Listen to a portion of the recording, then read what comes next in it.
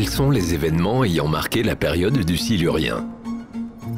Souvenez-vous, notre périple a débuté à l'Édiacarien, troisième et dernière période du Néoprotérozoïque et donc du Précambrien.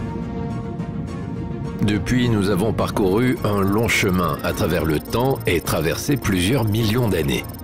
Nous avons débuté le Paléozoïque avec le Cambrien. Puis nous avons abordé l'Ordovicien qui lui a succédé. Il est temps maintenant d'en apprendre davantage sur le Silurien. Cette troisième étape dans l'histoire du Paléozoïque promet d'être tout aussi riche en découvertes. Contrairement aux précédentes périodes, celle du Silurien est relativement courte, environ 25 millions d'années. Elle est même la plus courte de toutes les ères du Paléozoïque. Les autres périodes, comme le Cambrien, s'est étendue sur près de 56 millions d'années, et l'Ordovicien, la période qui précède le Silurien, dure près de 42 millions d'années. Le Dévonien qui suivra dure quant à lui près de 57 millions d'années.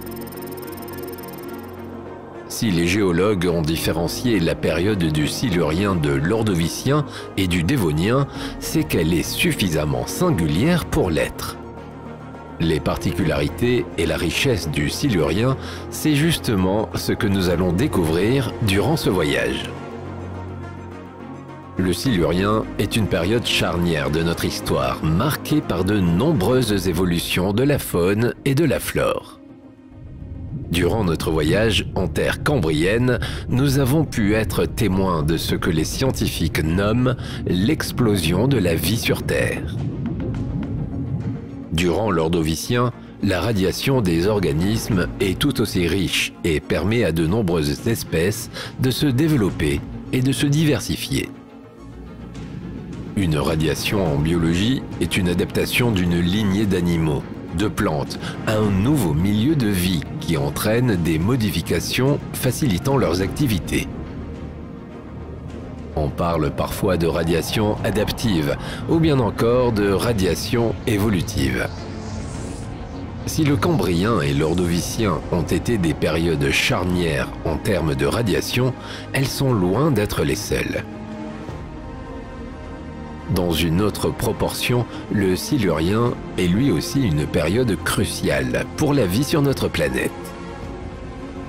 Il constitue en effet la période qui marquera à jamais la face de la Terre à travers l'arrivée des premiers organismes terrestres. Comment était la Terre à ce moment-là de notre histoire? Comment se définissent nos continents et nos océans? Quels sont les êtres vivants qui peuplaient l'océan? Comment a évolué la vie? Pourquoi amorça-t-elle sa conquête du sol terrestre, précisément à cette période? Chers voyageurs, bien le bonjour. Aujourd'hui, nous poursuivons notre voyage dans le temps à plus de 400 millions d'années en arrière pour découvrir le Silurien. Jusqu'ici, la vie était pour ainsi dire exclusivement aquatique. Nous verrons que l'évolution biologique et les changements climatiques et géologiques aidant, la faune et la flore commencent à conquérir le sol terrestre. Replongeons ensemble aux prémices de notre histoire, plusieurs dizaines de millions d'années après l'explosion cambrienne, juste après l'Ordovicien, il y a maintenant plus de 440 millions d'années. Revenons à l'aube de ce que fut le Silurien, la troisième période du Paléozoïque. Mais avant de partir pour une nouvelle aventure, pense à liker la vidéo et à t'abonner pour ne rien manquer. Merci et bon voyage!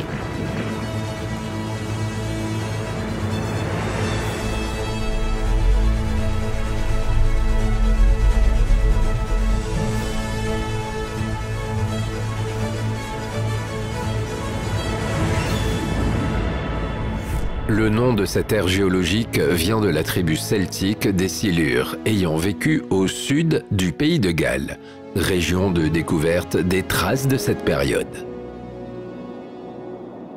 Le Silurien est, comme nous l'avons évoqué en introduction, une petite période qui s'étend sur 25 millions d'années environ. Elle débute vers moins 443 millions d'années et prend fin vers moins 418 millions d'années. Cette période, troisième étape du Paléozoïque, est elle-même subdivisée en 4 séries marquées par différents événements que les géologues ont définis de la manière suivante. La première, appelée l'Andovérie ou l'Andovérien, débute il y a 443 millions d'années et s'achève vers 433. On retrouve ensuite le Wenlock ou Wenlockien jusqu'en 427. Puis Ludlow ou Ludlowien jusqu'en 423.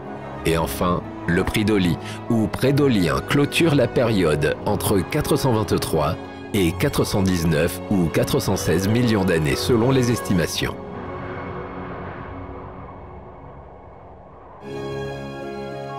Comme tu peux le voir sur cette reproduction de l'image de la Terre à l'époque silurienne, les continents Laurentia, Baltica ainsi que Sibéria sont encore isolés les uns des autres. Ils forment, pour ainsi dire, un gigantesque archipel. Ils sont alors proches du supercontinent que l'on appelle Proto-Gondwana. Mais peu à peu, ces 3 continents se rapprochent. Ils suivront ce processus tout au long du Silurien pour donner naissance au futur supercontinent Laurussia. Sur Terre comme en mer, rien n'est jamais figé sur notre planète. Tout est en mouvement perpétuel. Le changement est continuel. On ne se rend compte pourtant de rien. Il faut dire que le changement est si lent et s'étale sur des millions d'années qu'il est imperceptible. Pourtant, les bouleversements, qu'ils soient géologiques, climatiques ou bien encore organiques ou évolutifs, sont bel et bien là. La danse des continents se poursuit. Et comme tu peux le voir, ce rapprochement des continents va également donner naissance à une nouvelle chaîne de montagnes, la chaîne calédonienne. Au tout début de cette ère, l'océan Iapetus poursuit sa subduction, c'est-à-dire qu'une plaque lithosphérique océanique glisse sous une plaque adjacente qui avance quant à elle dans le sens opposé. Aux abords du continent Laurentia, on va pouvoir observer une différence géologique et géographique par rapport à l'Ordovicien. En effet, vers la fin de l'Ordovicien, un terrane, c'est-à-dire un microcontinent, va lentement se détacher du Gondwana pour s'accrocher, si l'on peut dire, au continent Laurentia. En parlant du Gondwana, remarques-tu la calotte glaciaire qui s'est installée sur le continent? Le climat évoluant, celle-ci va régresser. Conséquence logique de cet événement, le niveau de la mer va monter. On retrouve des sédiments glaciaires de cette période jusqu'au Wenlock.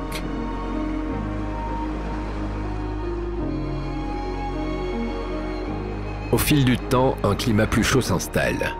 Le niveau de la mer est plus important et les températures plus douces. Tous ces phénomènes vont impacter la faune et la flore du Silurien. Mais la grosse fracture entre l'Ordovicien et le Silurien est la crise biologique que notre planète va subir de plein fouet. Une extinction de masse qui va conduire un grand nombre d'espèces à leur perte. L'Ordovicien était un paradis aquatique pour toutes les espèces vivant sur notre planète.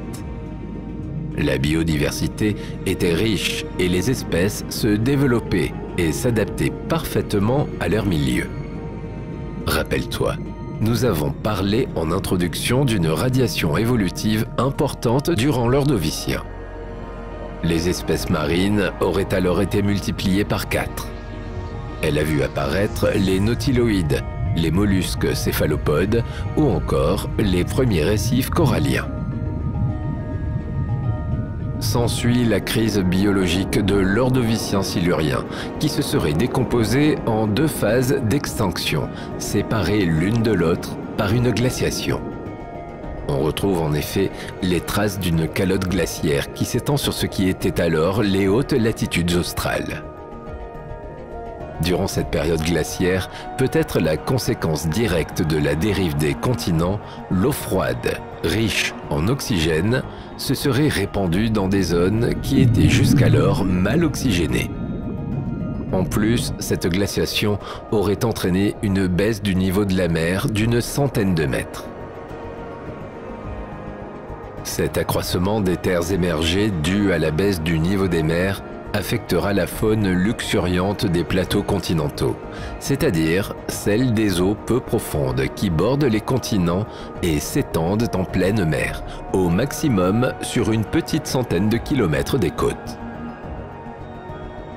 L'extension des glaces retire aux océans de grandes quantités d'eau et provoque une baisse du niveau de la mer qui peut être considérable, comme ce fut le cas sans doute à cette époque. Les organismes vivants adaptés à l'anoxie, c'est-à-dire un environnement finalement plutôt pauvre en oxygène, n'auraient pas supporté ce changement, et cela aurait causé leur extinction.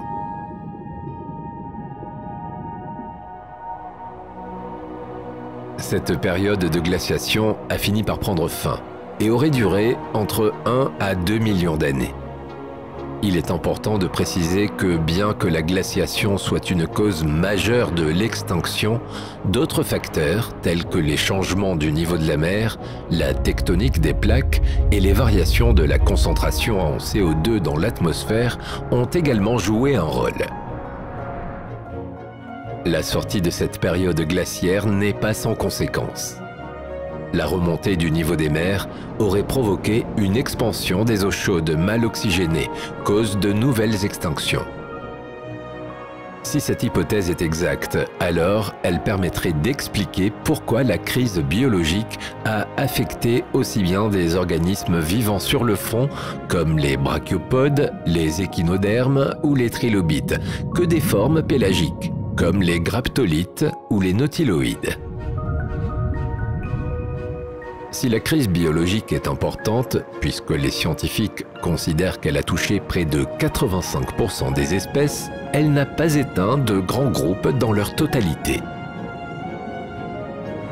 Quelques spécimens persistent et parviennent à survivre, malgré ces changements dans leurs biotopes respectifs. Nous allons d'ailleurs en rencontrer un certain nombre au cours de notre voyage au Silurien. Quelques espèces et genres ont opéré une radiation évolutive, leur permettant de passer le cap de l'Ordovicien.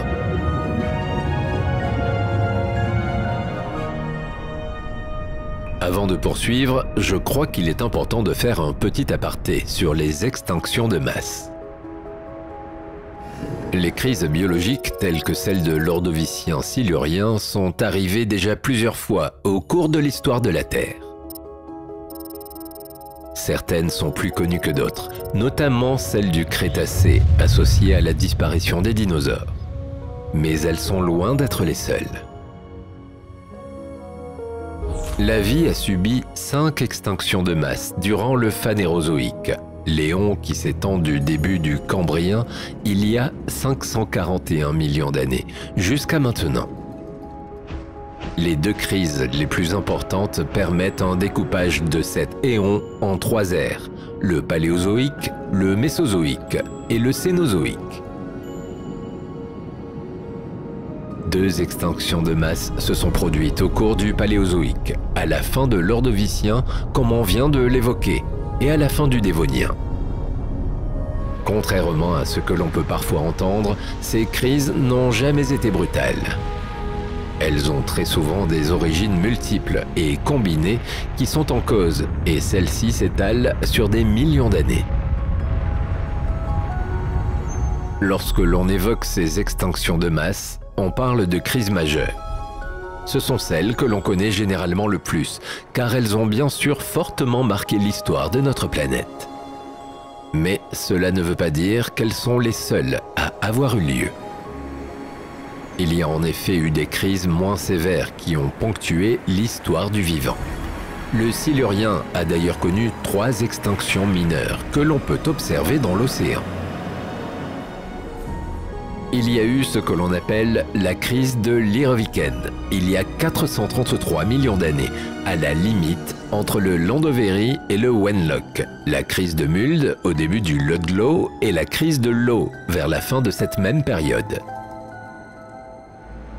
Pour la première, les scientifiques pensent à une anoxie de la mer, c'est-à-dire que la concentration en dioxygène dans l'eau a fortement chuté. Pour les suivantes, ce serait le niveau de l'océan qui serait principalement en cause.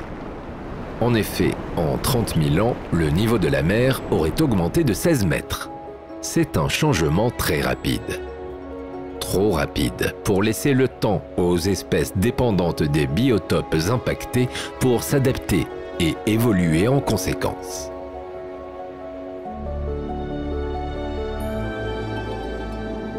Pour clore le chapitre sur la géologie et la géographie à l'époque du Silurien, ce qu'il est important de retenir, c'est que la Terre a subi des changements considérables, notamment la fonte des grandes formations glaciaires, qui ont entraîné des répercussions importantes sur l'environnement et la vie. Ces répercussions constituent parfois un choc inévitable pour le monde du vivant, mais sont aussi parfois synonymes de renouveau, de diversité et de développement.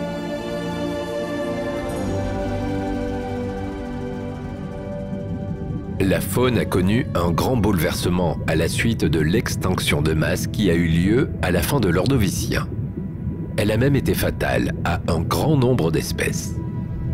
D'autres espèces sont parvenues malgré tout à tirer leur épingle du jeu et à survivre à cette extinction.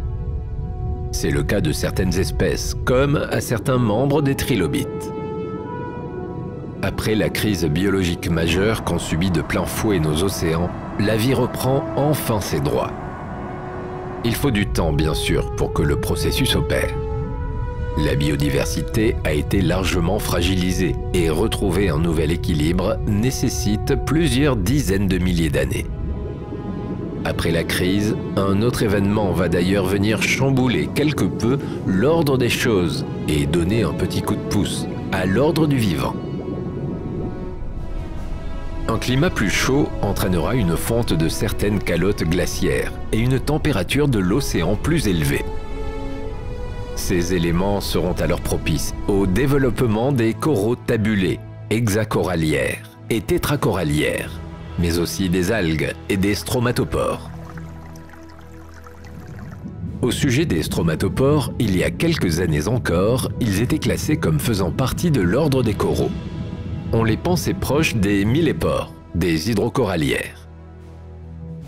D'après les dernières découvertes liées aux analyses fossiles de ces organismes, il serait finalement plus probant de les classer parmi les éponges. Chacune de ces espèces, des coraux en passant par les algues et les éponges, contribue aux constructions de grands récifs, notamment sur les plateaux intertropicaux. Nous aurons bientôt l'occasion d'aborder les récifs. Restons encore quelques instants en surface. Encore aujourd'hui, les récifs regorgent de vie et constituent l'un des piliers essentiels de nombreux écosystèmes marins. À l'époque du Silurien, c'était également le cas pour de nombreux organismes. Les récifs abritaient un grand nombre d'espèces et fournissaient ainsi de la nourriture pour d'autres animaux situés plus haut dans la chaîne alimentaire. D'ailleurs, en parlant de chaîne alimentaire, il y a un autre élément que le récif que l'on oublie parfois de mentionner lorsque l'on songe aux écosystèmes océaniques, le plancton. Malgré sa taille, il a pourtant toute son importance.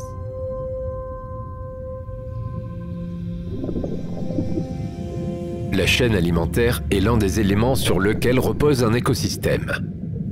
Chacun a sa place et son rôle à jouer au sein de cet écosystème. Que l'on soit prédateur ou proie, chaque espèce compte pour la survie de tous. Aujourd'hui, comme au Silurien, la base de la chaîne alimentaire marine est constituée de plancton. En effet, durant cette troisième ère du Paléozoïque, on peut déjà noter la présence de phytoplancton et de zooplancton dans le vaste océan. Pour mémoire, le phytoplancton est constitué de l'ensemble des organismes unicellulaires présents dans les eaux de surface de l'océan, en utilisant la photosynthèse comme source d'énergie. Le zooplancton est un plancton animal qui se nourrit quant à lui directement ou indirectement de phytoplancton. Au cours du Silurien, on peut voir apparaître Urnochytina urna et Fungochytina kosovensis, deux planctons marins.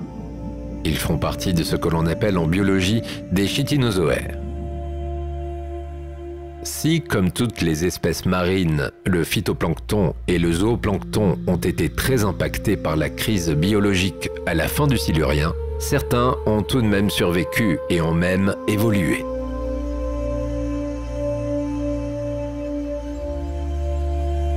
Si jusqu'au début de l'Ordovicien, les graptolites étaient rattachés au groupe des dendroïdes, c'est-à-dire des organismes au mode de vie planctonique, ce n'est plus le cas par la suite.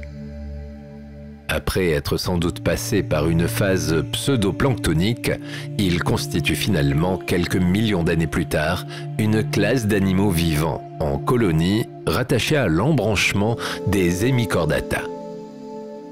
Les graptolites sont des créatures un peu étranges, flottant dans l'eau et vivant en colonie. Ces petits organismes marins sont des animaux coloniaux réunis autour d'une tige principale. Un individu sert de base centrale, sur laquelle sont fixées de petites alvéoles où vit chaque spécimen. C'est une véritable structure qui se développe autour de lui pour donner une sorte de cloche vivante en suspension dans l'eau. Mais ils peuvent également s'accrocher à des algues et former leur colonie autour de ce point d'attache, si les conditions le nécessitent pour survivre. Autre point important à retenir sur les graptolites, ils sont dits stratigraphiques, c'est-à-dire qu'ils permettent de situer les couches sédimentaires dans le temps.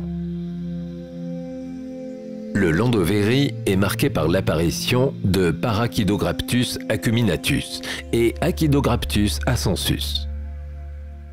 Durant le Wenlock, c'est Cyrtograptus centrifugus qui marque le début de la période. On retrouve ensuite Neodiversograptus nilssoni pour la période Ludlow et enfin Monograptus parultimus pour le Pridolien.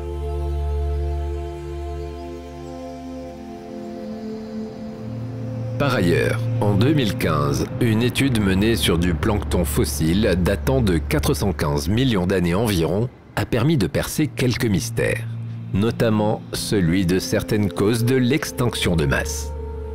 Des paléontologues ont par ailleurs remarqué une proportion élevée d'individus mal formés, dits tératologiques, dans le phytoplancton et le zooplancton fossile, au sein de couches sédimentaires datant de l'Ordovicien silurien. Celles-ci correspondent aux étapes initiales des événements d'extinction. Après analyse, il s'avère que l'on retrouve une forme de pollution par métaux lourds chez ces micro-organismes. Or, on ne sait que trop bien aujourd'hui à quel point les métaux lourds ont un impact négatif sur le plancton. Les effets tératologiques de ces métaux sont connus des scientifiques. Les toxines provoquent des anomalies morphologiques chez les organismes aquatiques et la présence d'individus mal formés sert même d'outil pour détecter une éventuelle contamination. Les mesures réalisées sur les concentrations en métaux chez certains des spécimens fossiles, ainsi que dans les roches qui les entourent, mettent en avant une forte concentration de fer, de plomb ou encore d'arsenic. L'abondance de ces métaux lourds dans les fossiles et dans les roches, combinée avec la forte présence de formes tératologiques, suggère que les métaux ont été absorbés par les organismes lorsqu'ils étaient vivants et se sont en même temps déposés dans les sédiments alentours. Si ce n'est pas la cause unique et principale de l'extinction majeure, la pollution aux métaux lourds reste un facteur de contribution au phénomène d'extinction.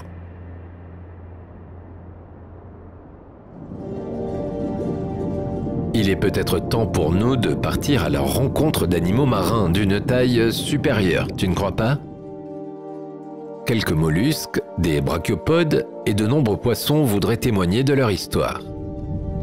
Le point commun entre ces différentes espèces c'est le monde aquatique. La faune est quasi exclusivement marine et finalement assez semblable aux quatre coins du globe. Certaines espèces s'établissent dans les régions côtières, d'autres préfèrent les eaux plus profondes. Durant l'Ordovicien, nous avons pu observer plusieurs espèces de mollusques. Cette grande famille continue de poursuivre son évolution au cours du Silurien. Ceux-ci privilégient justement les zones côtières et vivent dans des eaux peu profondes, comme les nautiloïdes. Grâce à la lumière du soleil qui pénètre dans l'eau, nous devrions pouvoir voir plusieurs beaux spécimens de ces petits organismes marins.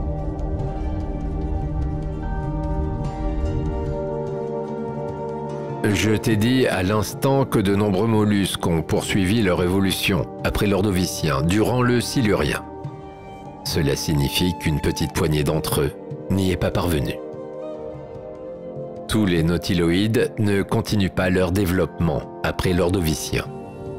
Les nautiloïdes géants, par exemple, sont de moins en moins présents au Silurien. Ils ont survécu à l'Ordovicien, mais au cours du Wenlock, la deuxième période du Silurien, ils finiront par s'éteindre, comme c'est le cas du genre Camaraoceras. D'autres nautiloïdes se sont diversifiés il y a déjà quelques millions d'années, et les conditions climatiques et environnementales du Silurien favorisent leur développement et cette diversification. On peut alors voir chez les nautiloïdes des coquilles droites, des coquilles incurvées et même des coquilles à spirale. Ils sont parvenus à survivre à la crise ordovicienne, mais ils parviendront également à passer la crise du Crétacé sans encombre, puisque le genre Nautilus et Halonautilus existent encore de nos jours.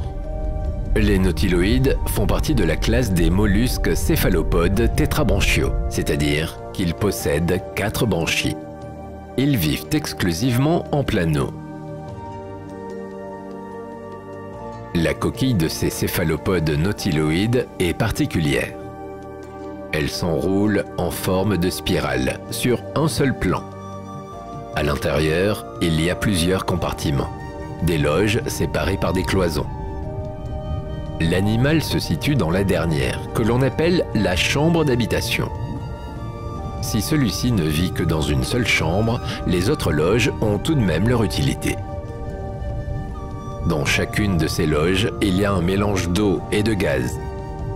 Notre petit nautiloïde est capable de gérer le volume de ce mélange dans les loges grâce au siphon qui les traverse, afin de monter ou descendre plus profondément dans l'eau.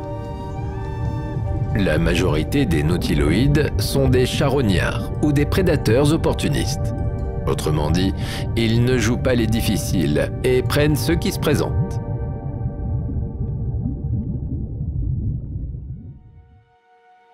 Durant la période précédente, l'Ordovicien, un genre de nautiloïde en particulier, a connu ses heures de gloire. Il s'agit des Orthocera. Ils étaient des prédateurs alpha, des prédateurs situés au sommet de la chaîne alimentaire. Mais l'orthocère géant va bientôt devoir apprendre à être sur ses gardes. En effet, l'Euryptéride va faire sa grande entrée au cours du Silurien.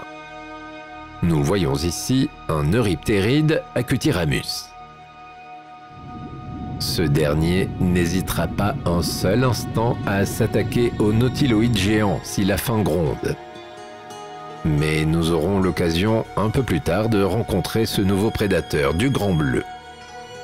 Pour l'heure, au Silurien, on voit apparaître également de nouveaux genres de ces céphalopodes, comme les Peismoceras. Leur coquille n'est plus tout à fait planispiralée, c'est-à-dire en forme de spirale sur un même plan. Les tours internes sont détachées des tours externes. Le genre Phragmoceras arbore également une morphologie assez singulière avec sa coquille en forme de bonnet phrygien. On peut voir ici un Phragmoceras eurystoma ou encore un Phragmoceras dubium.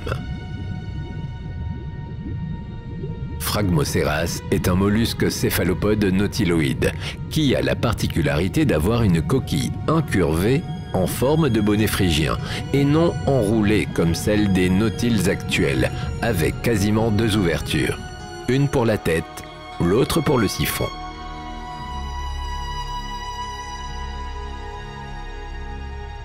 Chez les céphalopodes, on peut également rencontrer des actinocératides, avec un phragmocone droit.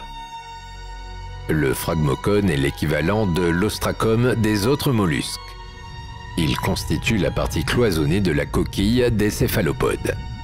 Ces mollusques ont vécu aux côtés d'autres céphalopodes, tels que les ascocératides, les discosaurides, les oncocératides ou encore les tarphicératides, dont le phragmocone enroulé en spirale est capable de flotter. Ils ont également un siphon large. Chez les discosaurides, il est intéressant d'observer un des membres du genre, Gomphoceras. Contrairement aux autres animaux que nous avons pu voir, il arbore lui aussi une forme un peu particulière. La majeure partie de l'animal reste enfermée dans la coquille, laissant passer les tentacules et l'entonnoir. Il a une forme convexe et allongée, un peu comme une goutte d'eau. On peut également voir des orthocératides. Ils ont un phragmocone droit ou peu arqué. Le siphon est étroit et de position variable, rectiligne ou annelé. Les céphalopodes que nous venons de découvrir apprécient les récifs et la vie dans les eaux peu profondes de nos océans. Mais c'est aussi le cas des brachiopodes.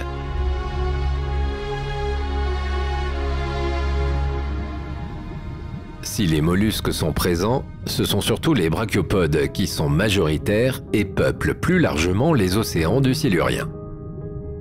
D'ici quelques millions d'années, la balance penchera en sens inverse. Il y aura moins de brachiopodes au profit des mollusques durant le Dévonien. Pour te donner une petite idée de ce revirement de situation, dans les mers de l'ère primaire, on trouvait environ 50 brachiopodes pour un bivalve. Ils sont beaucoup moins nombreux aujourd'hui, puisque l'on pourrait estimer qu'il n'y a qu'un brachiopode pour 50 bivalves. Les brachiopodes sont des animaux marins ressemblant à s'y méprendre aux bivalves, du fait de leur coquille à 2 valves. Sans quelques connaissances sur le sujet, on pourrait facilement les confondre. Ces 2 groupes sont en réalité bien différents dans leur anatomie, et contrairement aux bivalves, les brachiopodes ne font pas partie des mollusques. Il s'agit d'un groupe qui est rattaché aux lophophoriens. Ce groupe comprend également les bryozoaires et les phoronidiens. Les brachiopodes sont placés dans l'embranchement des lophophoriens, car il s'agit d'un embranchement d'invertébrés qui possède un lophophore. Un lophophore est un appareil cilié, jouant un rôle à la fois alimentaire et respiratoire. C'est cette caractéristique commune qui regroupe les bryozoaires que nous avons évoqués et les brachiopodes au sein d'une même classe.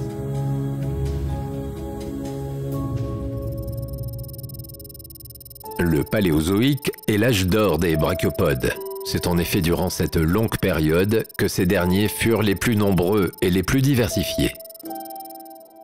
Même si nous avons encore de nombreux spécimens de brachiopodes dans nos mers, comme nous l'avons évoqué à l'instant, ils restent moins nombreux qu'ils ne l'ont été il y a des millions d'années. Ces animaux marins ont un mode de vie benthique ou sessile. Ils vivent donc fixés sur les fonds marins. Pour mieux comprendre ces petits animaux, il faut savoir qu'un mode de vie benthique signifie que les organismes vivent fixés au sol ou ils se déplacent en rasant le fond. Ils trouvent leur nourriture dans le sédiment et en dépendent donc pour leur subsistance. Un mode de vie sessile définit quant à lui un mode de vie dans lequel l'organisme est définitivement fixé sur le substrat, c'est-à-dire le sol où pousse ou grandit un organisme. C'est par exemple le cas des éponges ou encore des coraux. Il existe 2 modes d'articulation des valves, critères principaux de la classification de ce groupe marin. On distingue ainsi les brachiopodes articulés et les brachiopodes inarticulés.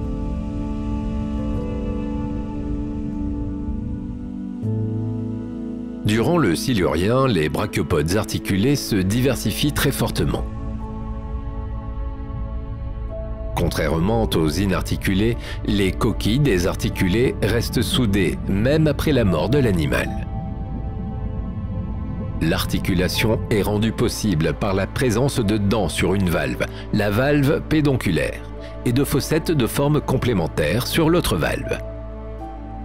Leur coquille à deux valves est dite dissymétrique et elle peut se fixer au substrat. La valve la plus grande est appelée valve pédonculaire ou ventrale. La plus petite, quant à elle, est communément appelée valve dorsale ou valve brachiale. Pour se fixer, le brachiopode était doté d'un pédoncule lui-même fixé à un orifice que l'on appelle le foramen. Au niveau de la commissure, la jointure entre les deux coquilles, on peut voir une forme ondulée qui longe les bords. Ce sont justement ces petites ondulations qui différencient les brachiopodes des bivalves, chez qui cette commissure est lisse. Au Silurien, on peut notamment observer des brachiopodes des ordres Orthides, Strophomenides, Pentamerides, Rhynchonelides, Spiripherides et Terebratulides. Les Strophomenides forment un ordre de brachiopodes articulés qui a vécu de la période de l'Ordovicien inférieur jusqu'au Carbonifère moyen. Ils font partie de la classe éteinte Strophomenata, qui était le plus grand ordre connu de brachiopodes, englobant plus de 400 genres. Tous ces petits animaux marins parcourent un paysage marin riche qui favorise le développement de la biodiversité.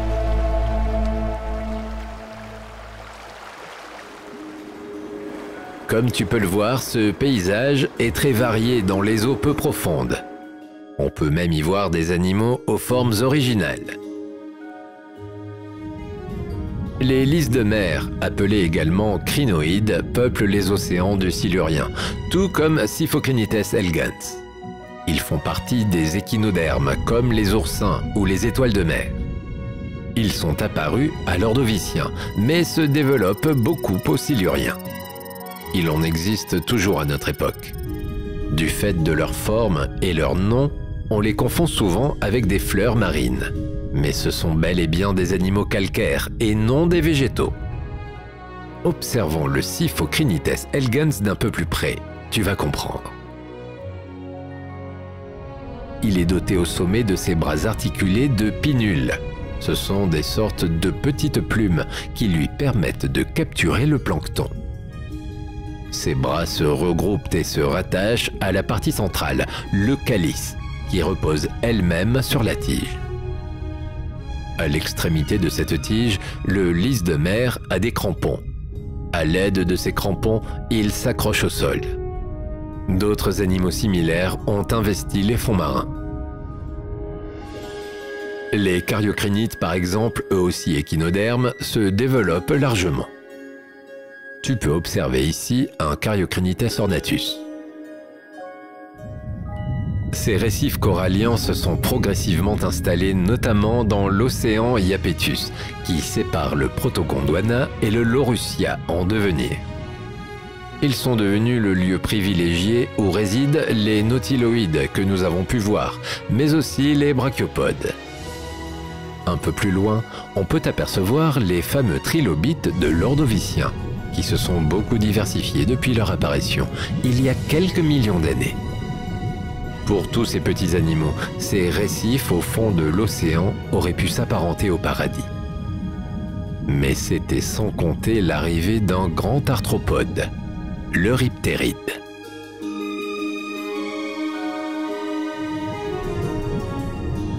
Les Euryptérides sont sans aucun doute l'espèce la plus emblématique de la période. Et pour cause, le Silurien est connu comme l'âge d'or de ces scorpions des mers. Il faut imaginer que ces arthropodes peuvent atteindre des tailles absolument extraordinaires, à l'image de cet euryptéride Pterigotus. Sa taille avoisine les 2 mètres de long. Il est, durant le Silurien, le plus grand prédateur de la planète. Aucun organisme vivant ne rivalise en taille ou en puissance. Il devient rapidement de ce fait un prédateur redoutable et se hisse au sommet de la chaîne alimentaire. Il aurait existé plus d'une centaine d'espèces différentes d'euryptérides. Ils étaient de taille variable, mais les plus gros spécimens pouvaient atteindre entre 2,50 m et 3,60 m. Dans ce groupe, on peut citer Eurypterus, Megalograptus ou encore Pterigotus que nous avons pu voir à l'instant. Comme nous l'avons dit un peu plus tôt durant notre voyage, l'euryptéride est un arthropode marin. Morphologiquement, il ressemble au scorpion, d'où son surnom de scorpion des mers. Il est apparenté aux arachnides et aux crustacés. Même s'il est proche du scorpion, les limules que l'on peut rencontrer encore aujourd'hui sont leurs plus proches cousins. En effet, l'euryptéride fait partie du groupe des mérostomes, comme les limules, et non celui des arachnides, comme c'est le cas des scorpions.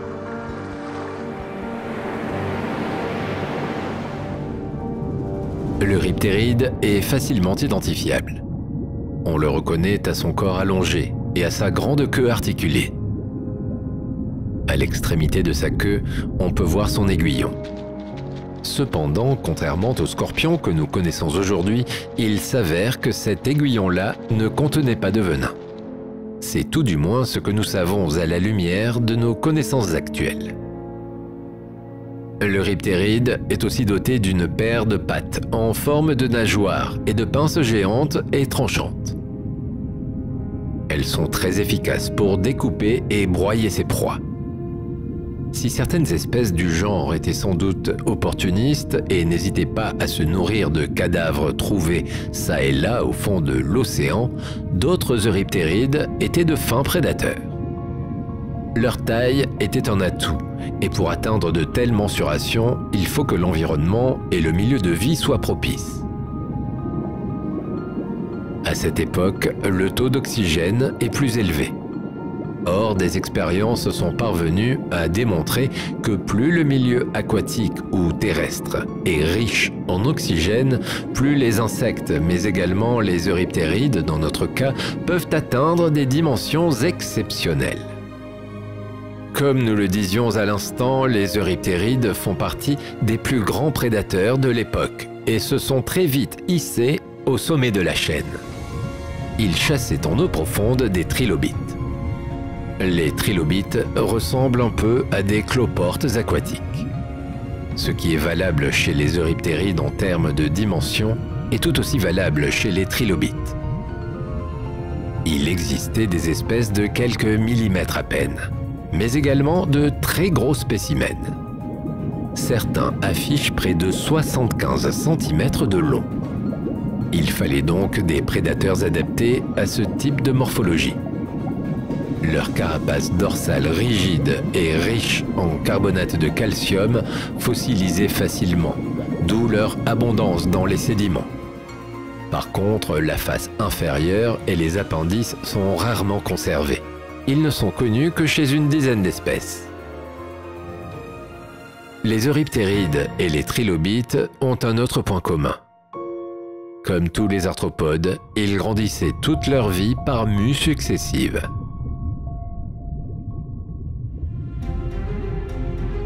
Si les euryptérides étaient de formidables prédateurs, c'est parce qu'ils étaient parfaitement équipés pour devenir les plus grands prédateurs marins de leur époque. Beaucoup d'animaux marins à queue ne peuvent la mouvoir qu'horizontalement. Chez les scorpions de mer, elle était horizontalement quasiment inflexible, mais elle était en revanche très mobile, de manière verticale. Selon les chercheurs, les scorpions de mer pouvaient ainsi plier leur queue et la projeter loin sur leur cible. ils assaillaient et tuaient leur proie avec des attaques latérales à l'aide de leur queue dentée. C'est ce que l'étude récente d'un spécimen fossilisé, celui de Slimonia acuminata, a pu révéler. Les euryptérides ont été nombreux et se sont beaucoup diversifiés au fil des ans. Mais ils ont également beaucoup évolué. Bientôt, au Carbonifère notamment, les euryptérides tels que l'Adelophthalmus pirae vont avoir la capacité de respirer à l'air libre, alors que ce sont jusque-là des spécimens aquatiques. Leur carapace était également capable de supporter la pression atmosphérique au grand air. Autrement dit, ils pouvaient peut-être de temps à autre se rendre sur la terre ferme sans difficulté aucune. Pour le moment, nous allons poursuivre notre voyage en pleine mer à la découverte des nombreuses autres espèces peuplant le vaste océan. Et oui, nous n'avons pas encore pris le temps de rencontrer de poissons. Or, comme tu vas le voir, l'histoire de ce groupe au cours du Silurien connaît de multiples rebondissements.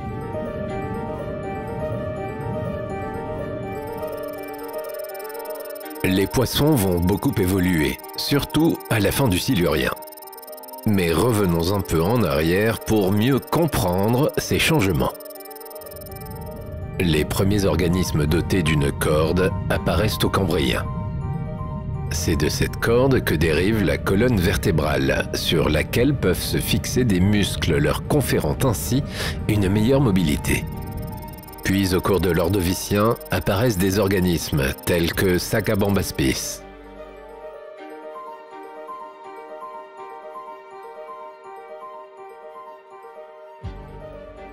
Arondaspis,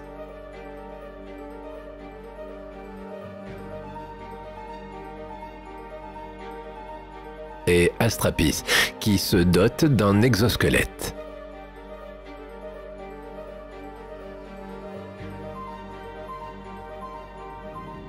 Cette carapace externe protège la partie antérieure de leur corps et laisse la partie postérieure souple pour faciliter les mouvements de leur unique membre, leur queue. Ils sont ainsi les premiers craniates à apparaître.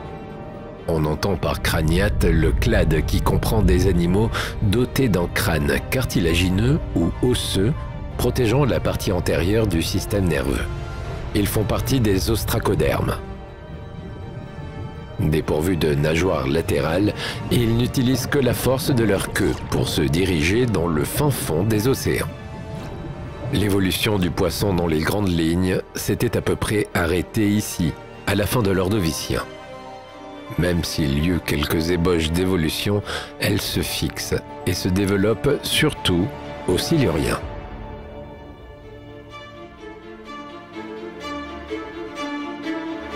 On connaît plusieurs groupes de vertébrés fossiles pourvus d'un squelette minéralisé, mais dépourvus de mâchoire. Ces groupes, appelés également ostracodermes, sont les arondaspides, astraspides, hétérostracés, anaspides, galéaspides, pituriaspides, ostéostracés et télodontes. Nous allons prendre le temps de différencier certains de ces grands groupes chez les poissons du Silurien. Avant toute chose, faisons le point sur quelques notions de vocabulaire chez les poissons. Lorsque l'on parle de poissons ostracodermes, cela signifie que ce sont essentiellement des poissons vivant sur le fond et pourvus d'une armure osseuse massive. On parlera très souvent également de poissons agnates, c'est-à-dire des poissons sans mâchoire. Apparus discrètement à l'Ordovicien, les agnates, les poissons sans mâchoire, se diversifient. À côté des anaspides, de forme banale, on trouve des groupes aux formes de plus en plus variées. Les hétérostracés, avec une forme de fléchette. Les ostéostracés, ressemblant à des raies. Ou encore les télodontes plus ventrus.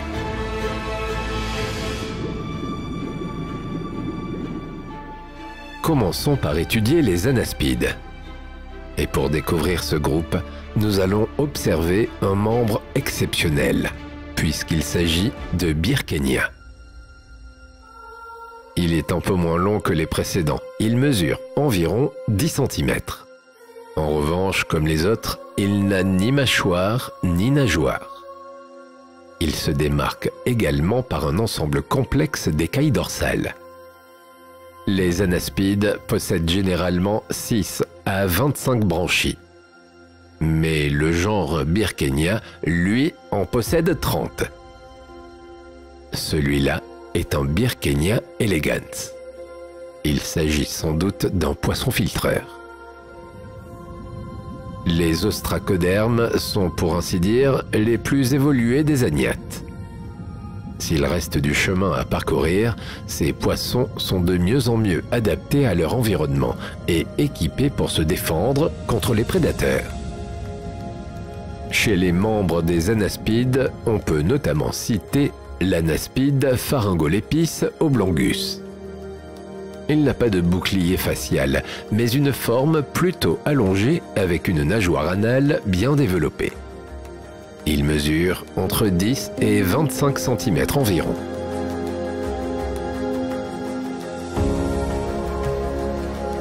Chez les télodontes, nous pourrions partir à la rencontre du télodonte Loganelia scotica, un agnate d'environ 25 cm. Chez lui, pas d'écailles, mais une armure de plaques. On peut voir qu'il est plus ventru et assez différent morphologiquement des anapsides, malgré leurs quelques points communs. Un autre genre se démarque nettement des autres, les hétérostracés.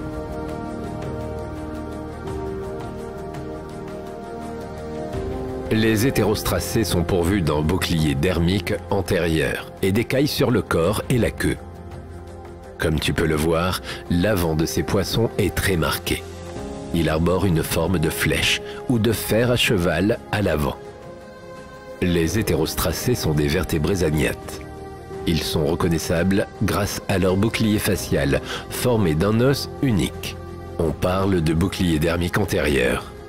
Celui-ci ne grandit plus une fois l'animal adulte. Autre élément qui les caractérise, c'est leur corps aplati, avec une bouche située sur le dessus de la tête et des écailles couvrant le corps et la queue. Leurs plus proches parents actuels sont les myxines. L'un des spécimens vivant au cours du Silurien est le pteraspis.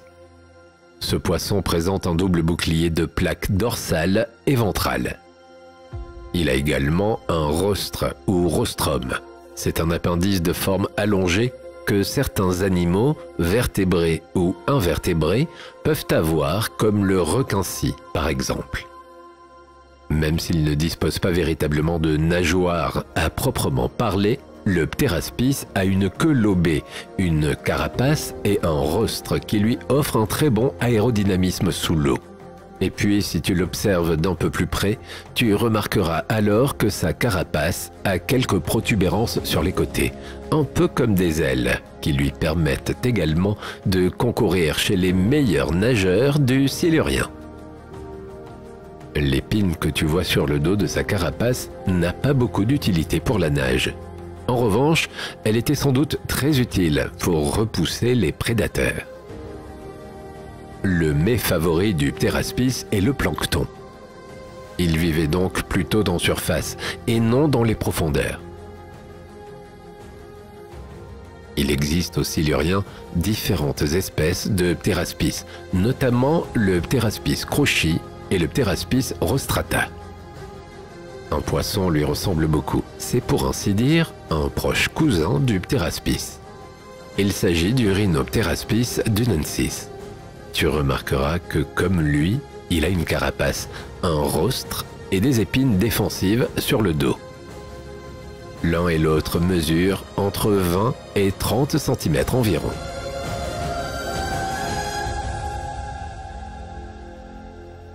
Nous avons également évoqué tout à l'heure les galéaspides. Ces poissons font eux aussi partie du groupe des agnates. Ce sont des poissons primitifs qui n'avaient ni nageoire ni mâchoire. Un membre du genre s'appelle Choyu seyangensis. Voici un autre membre du groupe, l'Axaspis. On reconnaît toujours cette cuirasse si particulière au niveau de la tête.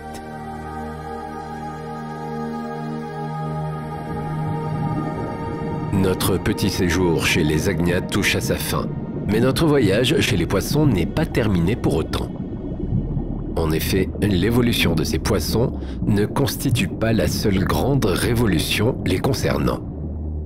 L'un des grands événements marquant le Silurien, c'est l'arrivée des poissons à mâchoire, les gnatostomes. Leur mâchoire s'est formée à partir du deuxième arc branchial des agnates. Les premiers vertébrés à mâchoire ou gnatostomes sont les acanthodiens, aux nageoires en épines, et les placodermes, dont l'avant du corps est enfermé dans une carapace osseuse. L'acanthodien Climatius reticulatus est l'un des premiers vertébrés à mâchoire. On le distingue facilement à l'aide de ses petites épines ventrales qui soutiennent son aileron. Les acanthodiens sont assez particuliers sur le plan évolutif, car chez ce type de poisson, on retrouve à la fois des caractéristiques de poissons osseux que l'on appelle les ostéictiens et des poissons cartilagineux que l'on nomme chondrictiens.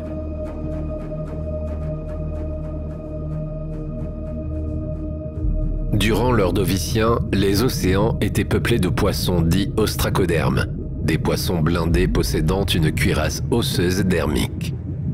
Ce sont, nous l'avons vu, des poissons faisant aussi partie des agnates. Ils sont encore largement présents au Silurien. Mais à la fin de l'Ordovicien et au début du Silurien, l'arrivée des poissons placodermes et surtout des poissons gnatostomes, c'est-à-dire des poissons dotés de mâchoires, bouscule complètement le monde marin.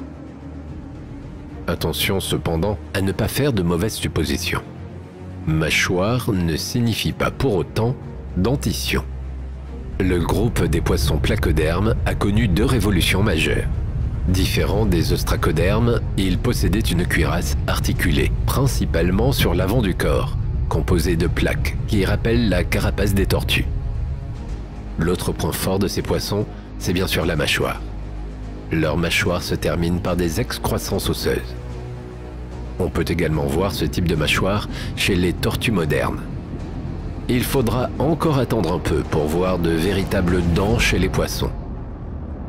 Pour autant, cette mâchoire primitive reste puissante et réalise parfaitement son travail de prédation. De plus, même si les dents ne sont pas tout à fait sorties encore, on peut voir des excroissances osseuses qui sont sans aucun doute les prémices de cette évolution biologique. On parle pour les placodermes de plaques gnatales et non de dents, dont la supérieure, supérognatale, venait s'appuyer sur l'os de la mâchoire inférieure, l'inférognatale. Cet ensemble de plaques avec leurs zones occlusives agissaient comme de véritables ciseaux. C'est le cas notamment chez le poisson qui se déplace juste ici, sous nos yeux. Intellognathus primordialis. Il a plusieurs nageoires, une longue queue et une face bien singulière. C'est le premier à afficher ce qui s'apparente à un visage à travers la position des yeux, du nez et de la bouche si particulière.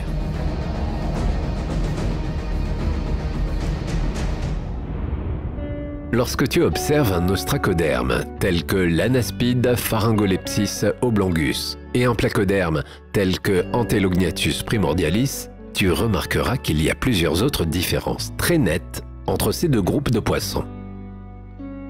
Tout d'abord, la cuirasse des placodermes n'est plus uniquement sur la tête, mais bien tout au long du corps. On voit également nettement l'apparition des écailles.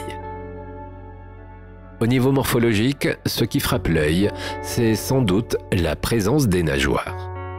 Ces poissons ont de véritables membres expressément conçus pour favoriser la nage. Ce groupe est donc en train d'enclencher un processus évolutif majeur. Avec l'apparition des nageoires, le poisson placoderme précise ses déplacements. Il nage mieux et plus vite. Sa carapace lui permet de se protéger des autres animaux marins. Et surtout, il se dote d'une mâchoire puissante, capable de venir à bout de ses proies et lui permettant de devenir un bon prédateur marin. Pour terminer sur l'éclosion des gnatostomes, il faut savoir que ce groupe donnera naissance quelque temps plus tard à deux grands groupes que l'on connaît encore aujourd'hui, les poissons cartilagineux et les poissons osseux. L'analyse du fossile d'un Entelognathus primordialis a d'ailleurs chamboulé toutes nos croyances et notre savoir sur les classes de ces poissons et les théories sur leur évolution. Jusqu'à la découverte d'Entelognathus, on considérait que le squelette des placodermes n'avait rien à voir avec celui des poissons osseux et que les deux étaient apparus séparément. On pensait donc que les poissons cartilagineux similaires aux raies et aux requins avaient donné naissance aux poissons osseux. Mais Entelognathus a de petits os crâniens et des maxillaires.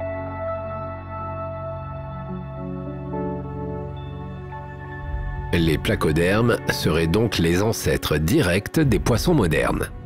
Les vertébrés étaient sans doute dotés dès le départ de leur squelette osseux. En effet, les os dermiques externes qu'ils possèdent sont similaires avec ceux des ostéichthyens. Ils ont donc sans doute la même origine. Cela signifie que la place que nous avions accordée aux requins dans l'évolution n'est plus du tout la même. Cette révélation vient affiner nos connaissances sur tout un pan de la paléobiologie. Les fossiles ont encore beaucoup à nous apprendre. De telles découvertes nous permettent d'éclaircir un peu plus notre passé lointain. Quittons maintenant les placodermes pour un tout autre genre de poisson.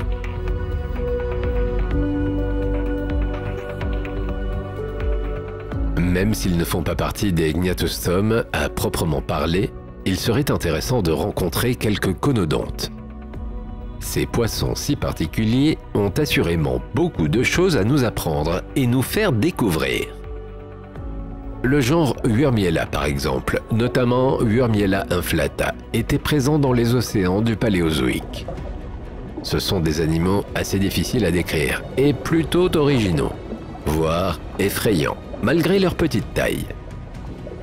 Ils n'ont pas de mâchoire et sont pourtant dotés de petites dents. Cela semble assez paradoxal, mais ce ne sont pas les seuls animaux à être pourvus de dents sans pour autant être équipés de mâchoires. C'est le cas des myxines et des lamproies par exemple. Les myxines sont nécrophages et les lamproies parasites.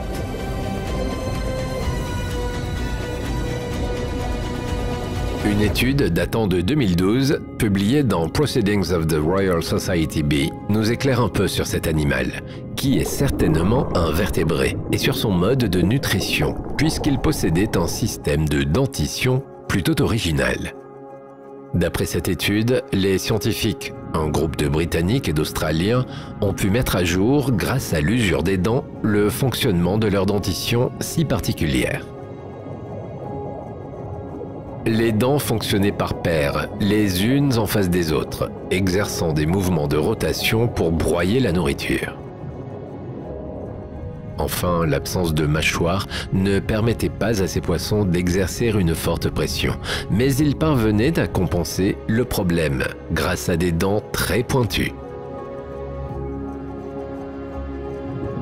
Après toutes ces rencontres marines, nous pouvons affirmer que même si le Silurien est une période courte, il a été marqué par de nombreux événements et de grandes évolutions biologiques dans le monde marin. La biodiversité marine se développe et s'enrichit en effet largement au cours du Silurien. Mais qu'en est-il sur Terre ?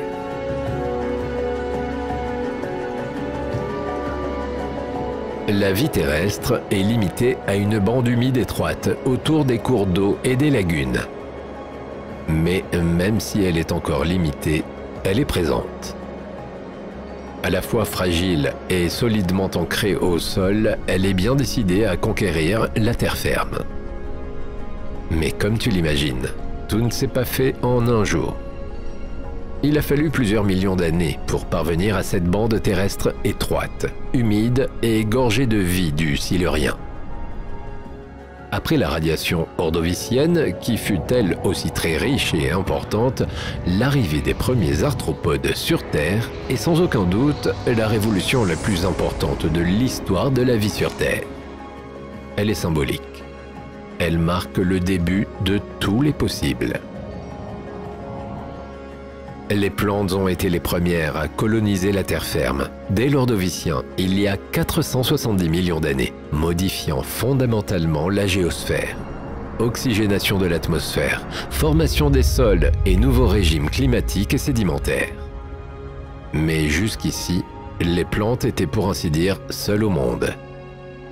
On peut malgré tout citer les mycorhizes, ces associations symbiotiques entre les racines des plantes et des champignons du sol, qui permettront aux plantes un meilleur accès aux éléments nutritifs du sol, mais qui participent également à l'altération de la roche. Autrement dit, ensemble, ils préparent le terrain pour voir éclore un biotope digne de ce nom. Lorsque les arthropodes débarquent enfin sur le continent, ils apportent avec eux le tout premier écosystème terrestre.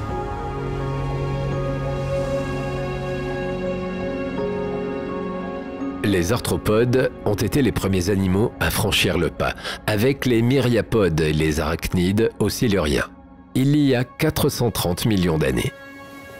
Ils ouvrent grand la porte aux hexapodes, les insectes, qui accosteront à leur tour sur la terre ferme au début du Dévonien, mais aussi à d'autres animaux tout droit sortis des eaux. Au total, 7 groupes d'arthropodes ont indépendamment rejoint la terre ferme. Les myriapodes, les arachnides, les hexapodes et au moins 4 groupes de crustacés, parmi lesquels les cloportes et les crabes. Les vertébrés ont donc été les derniers à coloniser les milieux continentaux, seulement à la fin du Dévonien. En effet, la sortie des eaux des vertébrés n'a pas pu être un épisode aussi rapide que celle des arthropodes, pour la simple et bonne raison que ces derniers sont mieux équipés pour faire face aux nombreux problèmes anatomiques et physiologiques qu'entraîne la vie terrestre. Les arthropodes vont jouer un rôle essentiel dans le développement des sols et la décomposition et le recyclage des nutriments. Pour mieux appréhender ce tout premier écosystème, nous allons remonter quelques millions d'années en arrière, afin d'observer les prémices des tout premiers couverts végétaux.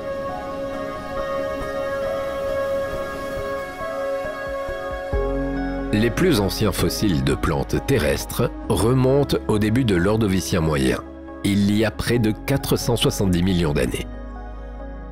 Nous allons surtout retrouver une partie du fossile de ces premières plantes, ces spores. Si le manque de fossiles complets limite notre savoir sur ces premières plantes, cela nous permet malgré tout de dater leur apparition. Un peu plus tard, au Silurien, on commence à pouvoir dénicher des fossiles d'un autre ordre. En effet, cette fois, on peut analyser des restes de fossiles de tiges et de racines de plantes d'il y a environ 430 millions d'années.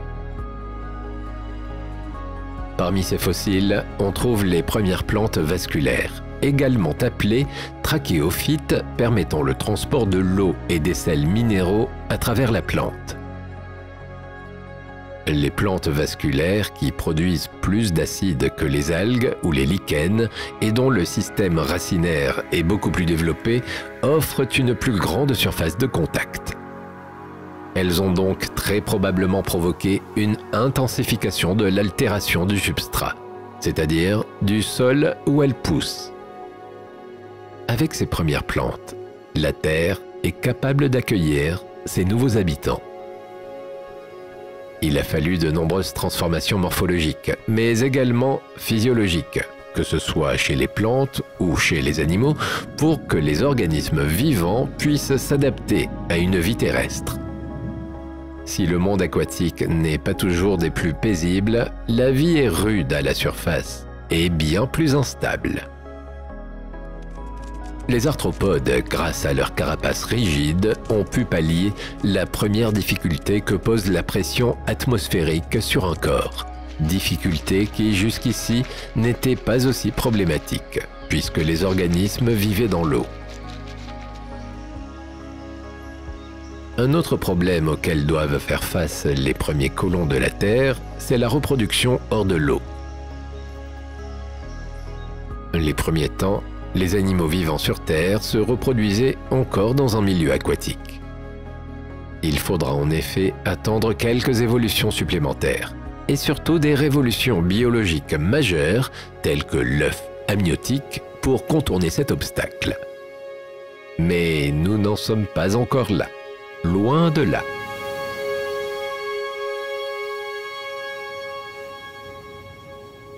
Les plantes, tout d'abord, tentent de conquérir de nouveaux territoires et cherchent à s'installer progressivement sur le continent au cours du Silurien. Durant les époques précédentes, on a pu voir des algues vertes, les cyanobactéries et les lichens s'installer progressivement sur la terre ferme. Jusqu'ici, seul le lichen avait réussi à se faire une réelle petite place. Mais au début du Silurien, la mousse parvient elle aussi à s'installer. Malgré la présence légère de cette végétation sur le sol terrestre, le paysage reste proche de la désolation. On est bien loin de la forêt luxuriante. Cependant, quelque chose va changer au cours du Silurien. L'eau ramène des sédiments sur les côtes et ces sédiments sont une aubaine pour certaines plantes qui peuvent s'accrocher au sol tout en profitant de l'eau située à proximité. C'est ainsi que Cooksonia va éclore, une plante avec une tige et une sorte de boule à son extrémité. Elle mesure en moyenne 10 cm. Mais cette hauteur est suffisante pour que Cooksonia puisse diffuser ses spores dans les airs et donc se reproduire. Bientôt Cooksonia tapisse les paysages côtiers. Cooksonia se développe, mais elle rencontre malgré tout quelques difficultés d'adaptation. Jusqu'ici, les plantes n'avaient pas à supporter la pression atmosphérique. Tout du moins, à travers l'eau, elles supportaient bien plus facilement cette pression. Au cours de l'évolution, elles ont adopté un nouveau squelette, mieux adapté à la vie sur Terre. Au cours du Silurien moyen, une autre évolution majeure chez ces plantes va avoir lieu. Elles vont s'équiper de stomates, des petits orifices qui vont leur permettre une respiration aérienne.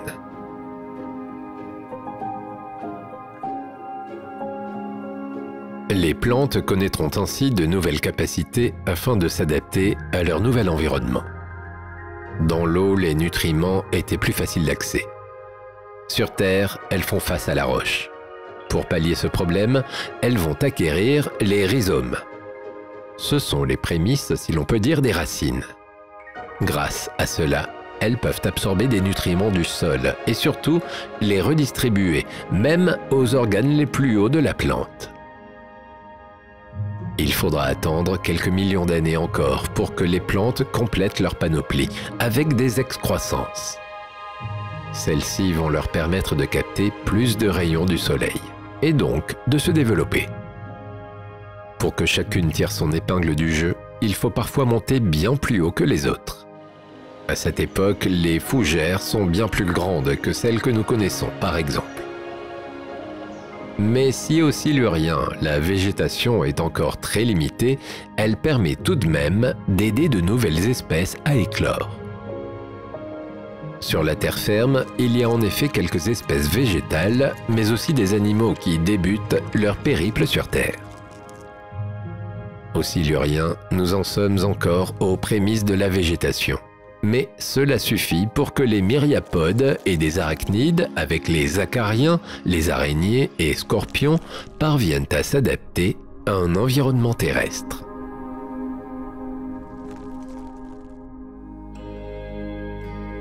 Les arachnides forment une classe d'animaux que l'on confond et limite souvent aux araignées. Si les araignées en font effectivement partie, elles n'en sont pas les seuls membres. Cette classe comprend également les scorpions, ou bien encore les acariens, les tiques ou les opilions. Ce groupe se distingue notamment par le fait que ses membres possèdent 4 paires de pattes, qu'ils n'ont ni ailes ni antennes, et que leurs ocelles, c'est-à-dire leurs yeux, sont simples et non composés, comme c'est le cas chez la libellule par exemple. Les arachnides font également partie des arthropodes, c'est-à-dire qu'ils ont un corps segmenté, et ils sont plus particulièrement des arthropodes chélicérés. Ils ont donc des chélicères. Ces chélicères sont des appendices proches de la bouche qui se terminent par des crochets ou des pinces. Si tu as été attentif durant notre voyage, cette description te fait sans doute penser à nos fameux euryptérides. Tu as tout à fait raison de faire le lien. Ce sont effectivement, tout comme eux, des arthropodes chélicérés.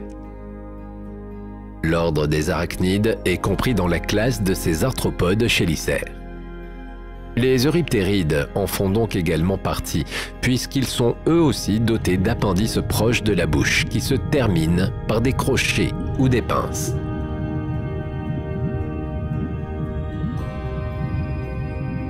Contrairement à notre première rencontre avec les euryptérides, cette fois, nous n'allons pas chercher dans l'eau les membres de ces arthropodes chélicères, mais bel et bien sur la terre ferme.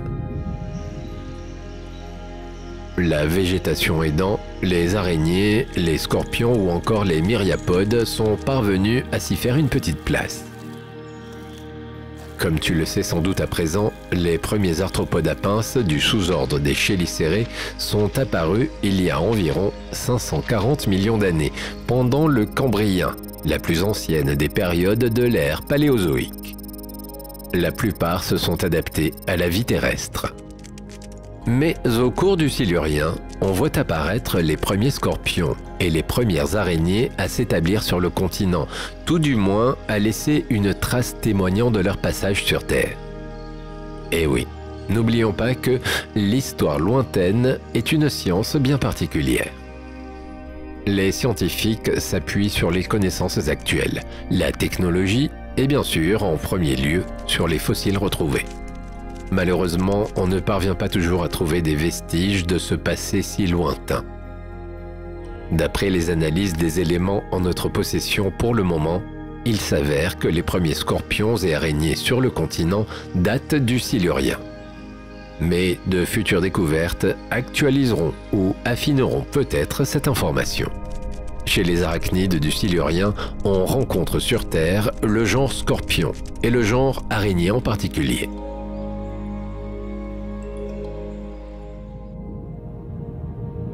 Nous avons rencontré précédemment un scorpion de mer. Cette fois, il s'agit d'un scorpion terrestre, Paléophonus. Il s'agit d'un scorpion de 7 cm environ. Et oui, les plantes plus imposantes et un nouvel enrichissement des sols favorisent l'enrichissement de la biodiversité. On peut apercevoir des araignées, des scorpions et des myriapodes. Paléophonus, notre scorpion, a un mode de vie qui pose encore question. Il a vécu sur la Terre, c'est un fait. C'est tout du moins ce que laisse à penser le témoignage des fossiles retrouvés. Maintenant, à savoir s'il était exclusivement terrestre, aquatique principalement, et sur la terre ferme à ses heures, ou bien encore aquatique durant sa forme juvénile, puis terrestre une fois adulte, la question reste en suspens. L'aiguillon qu'il a au bout de la queue, appelé également telson, est quant à lui sans doute venimeux, contrairement aux euryptérides que nous avons vus.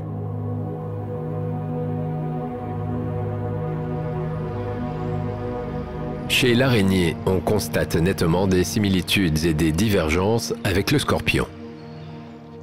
En effet, chez le scorpion, l'abdomen se prolonge sur un post-abdomen que l'on appelle la queue.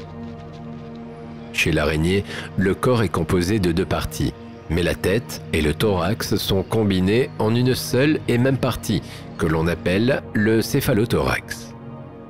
La seconde partie est constituée de l'abdomen. C'est sur le céphalothorax que l'on va retrouver les 4 paires de pattes locomotrices et les chélicères. Si les plus beaux spécimens fossiles datent du Dévonien, Paleocarinus rhignensis a vécu sur Terre à la fin du Silurien. Il fait partie de l'ordre des Trigonotarbida. Les araignées de l'ordre des Trigonotarbides n'ont pas encore de filière productrice de soie, contrairement à la majorité des araignées prédatrices actuelles. On peut par exemple citer Cryptomartus repskei.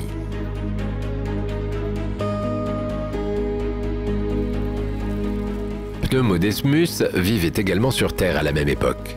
Cette fois, nous sommes face à un myriapode. Il est sans doute le tout premier de ce groupe à faire ses premiers pas sur le continent. Cet ancêtre des 1000 pattes marque une étape importante de la conquête du milieu terrestre par les arthropodes, puisqu'il est le plus ancien animal terrestre découvert à présenter une respiration typiquement aérienne. L'ouverture de la trachée est visible sur les segments de fossiles retrouvés et laisse donc à penser à une vie terrestre. Il faudra ensuite attendre patiemment que l'évolution biologique poursuive son processus pour que d'autres organismes parviennent à vivre sur le continent. Pour conclure notre périple au Silurien, il faut retenir que celui-ci constitue une période de transition entre l'Ordovicien et le Dévonien. Une période où les plantes et certains arthropodes vont finalement parvenir à conquérir le sol terrestre, mais aussi où des poissons primitifs vont faire leur grande entrée parmi les animaux aquatiques. Des poissons primitifs qui donneront plus tard naissance à une révolution majeure dans le monde du vivant. En effet, les acanthodiens donneront naissance aux ostéichthyens, les poissons osseux, qui donneront naissance ensuite aux sarcoptérygiens. Ces derniers vont eux-mêmes donner naissance aux crossoptérygiens. Tous ces groupes ne te disent peut-être pas grand-chose. Il faut dire que ce sont des noms assez difficiles à retenir. Mais tu dois savoir que les crossoptérygiens donneront naissance lors du Dévonien au premier tétrapode que tu connais peut-être mieux, puisque ce grand groupe comprend par exemple les dinosaures et les oiseaux, les amphibiens, les reptiles et les mammifères.